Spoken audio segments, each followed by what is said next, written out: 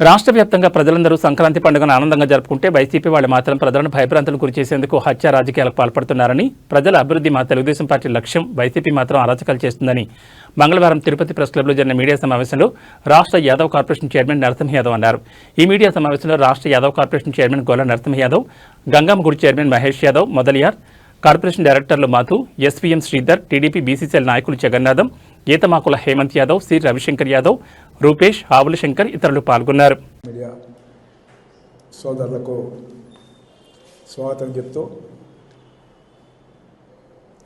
YS Jaganmohan Reddy అధికారం కోల్పోయిన ప్రజలు 11 సీట్లకు పరిమితం చేసినా కూడా అతను కానీ వైసీపీ శ్రేణులు కానీ ఏమాత్రం కూడా మార్పు రావడం లేదు. ఎందుకంటే వారు అధికారంలో ఉన్నప్పుడు ముఖ్యంగా వెనుకబడిన వర్గాలపైన ఏ విధంగా గతంలో దాడులు చేసి ఊచకోత కోసారో, ఎంతమందిని పొట్టన పెట్టుకున్నారో మనం చూసాం. వెనుకబడిన వర్గాలనే కాకుండా ఎస్సీలకు సంబంధించి కూడా భారీ ఎత్తున ఈ రాష్ట్రంలో అనేక మందిని కూడా పొట్టన పెట్టుకున్న ఘటనలు మనం చూసాం. నూతనంగా చూస్తే పవిత్ర పండుగలు, సంక్రాంతి పండుగ, భోగి, కనుమ ఇవన్నీ కూడా తెలుగువారు సాంప్రదాయబద్ధంగా చేసుకునే పండుగలు. కనీసం ఈ పండుగ రోజుల్లో కూడా వాళ్ళ యొక్క రాక్షస క్రీడ అంటామా, లేకపోతే హత్యల పరంపర, హత్యల నుంచే పుట్టిన వైసీపీ పార్టీ పండుగ రోజుల్లో ప్రశాంత వాతావరణంలో ప్రజలందరూ కూడా పండుగ ఘనంగా కూడా జరుపుకుంటూ ఉంటే, ఏ విధంగా పండుగ రోజుల్లో కూడా వారి యొక్క బీసీలపైన దాడులకి ఏ విధంగా పాల్పడ్డారో తుని నియోజకవర్గం కోటనందూరు మండలం అల్లీపూడి గ్రామానికి చెందిన టీడీపీ నాయకుడు, బీసీ నేత లాలం బంగారయ్యను వైసీపీ నేతలు అతి కిరాతకంగా కూడా హత్య చేయడం జరిగింది. ఆ పండుగకు సంబంధించి, కనుమ పండుగకు సంబంధించి ఆ యొక్క దీంట్లో పాల్గొంటూ ఉంటే అక్కడికి వెళ్ళి కత్తులతో దాడులు చేసి చంపేసిన కిరాతకమైన చరిత్ర జగన్మోహన్ రెడ్డిది.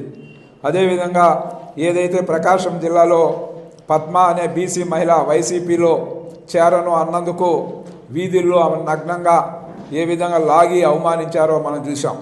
ఈ విధంగా చూస్తూ పోతే బీసీ నేతలపైన, ముఖ్యంగా అయ్యన్న పాత్రుడు, సబ్బం హరి, పల్లా శ్రీనివాస్, ఒక ప్రముఖ తెలుగుదేశం బీసీ నేతల ఇండ్లని ఆ రోజు అధికార దర్పంతో పడగొట్టించిన చరిత్ర ఈ వైసీపీ శ్రేణులది, జగన్మోహన్ రెడ్డిది అని కూడా ఈ సందర్భంగా ప్రజలందరికీ కూడా గుర్తు చేయడం జరుగుతూ ఉంది. అదేవిధంగా మనం ఒకసారి చూస్తే ఈ యొక్క దీనికి సంబంధించి బీసీ ముఖ్య నేతలు ఎవరైతే ఆ రోజు తెలుగుదేశం పార్టీలో ప్రాతినిధ్యం వహిస్తూ రాష్ట్ర అధ్యక్షులుగా వ్యవహరిస్తున్న ఏదైతే అచ్చెన్నాయుడు గారిని అక్రమంగా అరెస్టు చేయడం, అదేవిధంగా కొల్లు రవీంద్ర గారిని అక్రమంగా అరెస్టు చేయడం, ఇవన్నీ ఏ విధంగా వాళ్ళు చేశారు. ఒక పెళ్లికి అటెండ్ అయినాడు యనమల రామకృష్ణుడు గారు. ఒక పెళ్లికి అటెండ్ అయితే ఆయన పైన ఏ విధంగా అట్రాసిటీ కేసు పెట్టి ఇబ్బంది పెట్టారో మనం చూసాం. ఈ విధంగా బీసీ మహిళా నేతలను కూడా వీళ్ళు ఆ రోజు తెలుగుదేశం పార్టీకి చెందిన ప్రముఖ బీసీ మహిళా నేతలను కూడా ఏ విధంగా ఇబ్బంది పెట్టారో, ఆదిరెడ్డి భవానీ, గౌతు శిరీష, పంచవర్తి అనురాధ వంటి నేతలపైన జగన్ సోషల్ మీడియాలో ఏ విధమైన పదప్రయోగాలు చేసి వాళ్ళ దీన్ని కించపరిచే విధంగా చేసిన ఘటనలు మనం చూసాం. ఈ విధంగా చూస్తూ ఉంటే బీసీలని ఈరోజు అనగదొక్కడమే ప్రధాన ధ్యేయంగా పెట్టుకొని ఆనాడు 5 సంవత్సరాలు కూడా జగన్మోహన్ రెడ్డి పరిపాలన కొనసాగింది. ఒక విధంగా చూస్తే బీసీలకి ఏదైతే బడ్జెట్లో కేటాయింపులు, సబ్ప్లాన్ నిధులు ఏవైతే ఉన్నాయో 75.760 కోట్ల సబ్ప్లాన్ నిధుల్ని దారి మళ్లించిన చరిత్ర ఈ యొక్క జగన్మోహన్ రెడ్డి ప్రభుత్వాన్ని. ఎందుకంటే ఒక పద్ధతి ప్రకారం ఒక బడ్జెట్లో కేటాయింపులు పెట్టుకుంటాము. అదేవిధంగా విధిగా దళితులకు కావచ్చు, బీసీలకు కావచ్చు, ఏదైతే సప్లాన్ నిధులు ఉంటాయో ఆ వర్గాలకే ఖర్చు పెట్టాలి. అలాంటి సప్లాన్ నిధుల్ని 75,000 కోట్ల రూపాయలని ఏ విధంగా వాళ్ళు దారి మళ్లించి వాళ్ళకు కావలసిన పథకాలకి ఉపయోగించుకున్నారో మనం చూసాం. ఈ విధంగా రాష్ట్ర వ్యాప్తంగా కూడా ఇబ్బంది పెట్టి వెనుకబడిన వర్గాలకు సంబంధించి ఇంకా కూడా ప్రధానంగా ఇంకోటి చూస్తే ఏదైతే బీసీల వర్గాలకు చెందిన ప్రాపర్టీస్ ఉన్నాయో గ్రామాల్లో కావచ్చు, మండలాల్లో కావచ్చు, జిల్లా హెడ్ క్వార్టర్